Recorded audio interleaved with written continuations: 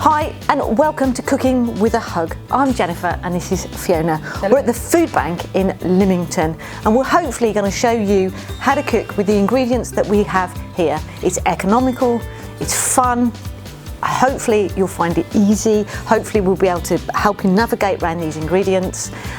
So let's get started.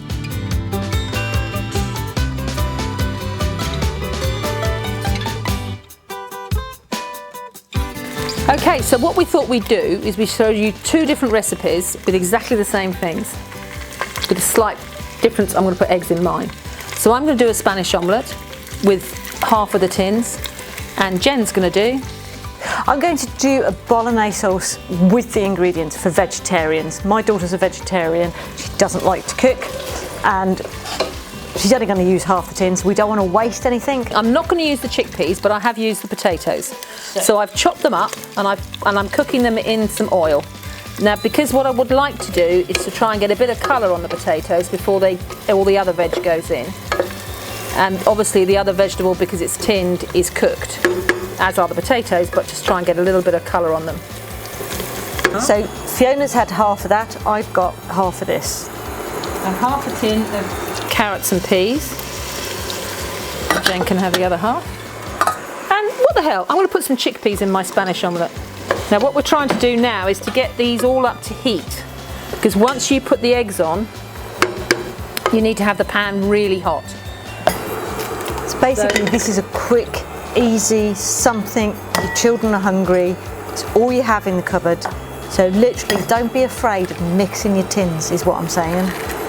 And also, if you just don't have time, if you just come in from work, you just pick the kids up, they're going off to do an after school club or something, you know, you've got 10 minutes to make a meal. Sometimes 10 minutes is all you need. So obviously this will be served with pasta or anything else, or a big chunky loaf of bread. Oh yeah. So the vegetables are cooked, so I'm just warming them through.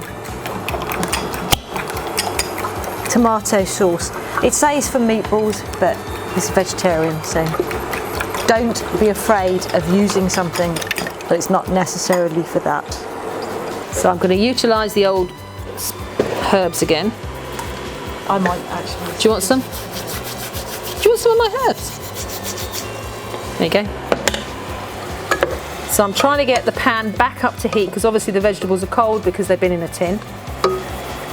So once they're hot, and then you can pour on the eggs, and it's really quick. If you want to add cheese, doesn't matter what flavour you like.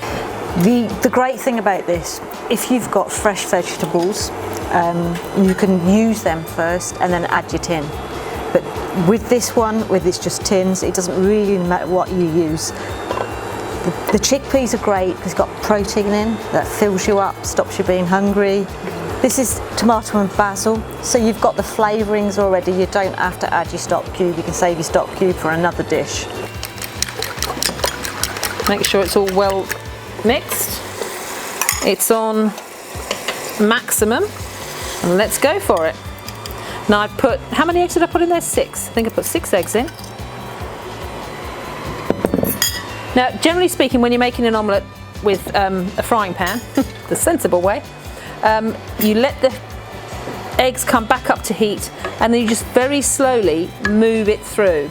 So what you're trying to do is if you leave it sitting like that, it'll get, by the time the eggs on the top are cooked, the bottom will be a bit burnt. So it's a question of just trying to move the eggs through the vegetables and just wait for it to start coming back up to heat. Again, it takes about 5 minutes generally speaking. And the great thing about Spanish omelette, you can have it cold. Cold, it's so nice in a lunchbox. I used to send it to my kids to school in a lunchbox. Now you see it's starting to sort of cook a little bit, the eggs. So as you fold it through, you can see it starting to cook a little bit like scrambled eggs. You want to get it to its almost no wet left, and then we let it sit for a bit so it creates a crust, and then you hopefully can get to a point where you can turn it out. Or not, as the case may be. We'll see whether my non-stick pan is actually as non-stick as I'd like it to be. Right, so I'm going to leave it now. I'm not going to mess with it anymore. So I want to create a nice solid base. so you can just flip it out. Great thing about this, doesn't take a lot of power, a couple of minutes to cook. Oh God, yeah, because everything's cooked already. So it's a great fixed meal. Yeah. Same as this, everything's cooked, doesn't take a lot of power. We're just warming it through, 10 minutes max, and you've got dinner.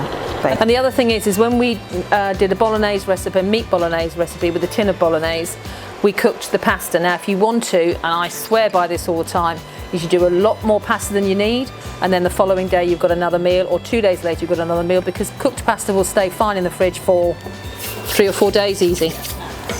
So you cook once, feed twice.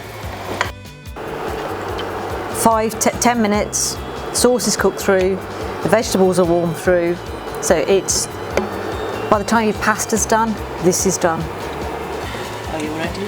Are you steady? Are you 1, 2, 3, go? Well, something hit the plate. I'm not entirely sure that it was the whole omelette. Oh, actually, you know, I'm quite impressed with that, considering it fell from a height and it's not a frying pan.